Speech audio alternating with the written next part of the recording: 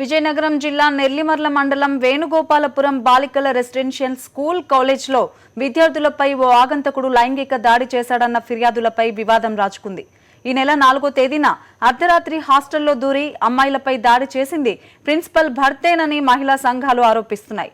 ప్రిన్సిపల్ను suspend చేసి బాధితులకు న్యాయం చేయాలని హాస్టల్ వద్ద ధర్నాకు దిగాయి. విద్యార్థినులతో అసభ్యకరంగా ప్రవర్తించి బ్లేడుతో గాయపరిచాడని ఫిర్యాదు చేస్తున్నారు మహిళా సంఘం నేతలు. జరిగిన దారుణంపై ప్రిన్సిపల్ను నిలదీస్తే నా భర్తే చేశాడు, ఏం చేసుకుంటారో చేసుకోండని సమాధానమిస్తున్నారని మండిపడుతున్నారు. మరోవైపు సంఘటన వివరాలు తెలుసుకునేందుకు వెళ్లిన జిల్లా పరిషత్ చైర్పర్సన్ శోభా స్వాతిరానికి చేదు అనుభవం ఎదురైంది. స్వాతిరాని ఎదుటే ప్రిన్సిపల్ ఏం చేసుకుంటారో చేసుకోమని సవాల్ విసిరింది.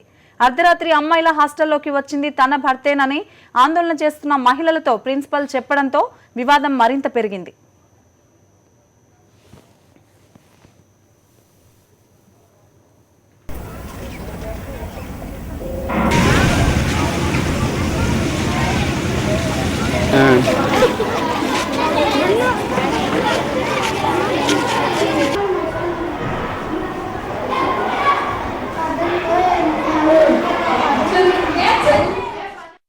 అలాగే నైట్ 12:30 అప్పుడు 4th నైట్ 12:30 అప్పుడు ఒక అతను దుప్పట్టు కప్పుకొని వచ్చి బాత్రూంలో ఉంటే ఒక అమ్మాయి చూసి ఏడ్చి గట్టిగా అల్లరి చేయడం జరిగి వెళ్ళి వాళ్ళ ఫ్రెండ్స్ అందరికీ చెప్పింది. అప్పుడు అతను లోపలికి వెళ్ళి బ్లేడ్ తోటి ఒక 2-3 అమ్మాయిలు కూడా చేయి దగ్గర కాల్ దగ్గర కట్ చేశారండి.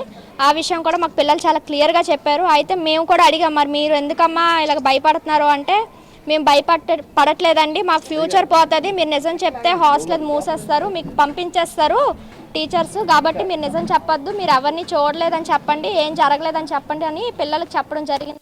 ఆ స్కూల్ ప్రిన్సిపాల్ భర్తే 4 అమ్మాయిల పైన మత్తుమందు జల్లి అత్యాచారం చేశాడు. బ్లేడులతో కూడా దారుణంగా కోసేసిన ఘటన 4వ తేదీన జరిగింది. వాళ్ళు చాలా రెక్లెస్గా సంఘాలతోనే కాదు, చైర్పర్సన్ గారు ఉండేటప్పుడు కూడాను మీకు నచ్చింది చేసుకోండి, మా ఆయన వస్తాడు, మా ఆయన ఉంటాడు అనే లెక్కలో ఆవిడ మాట్లాడుతూ ఉంది.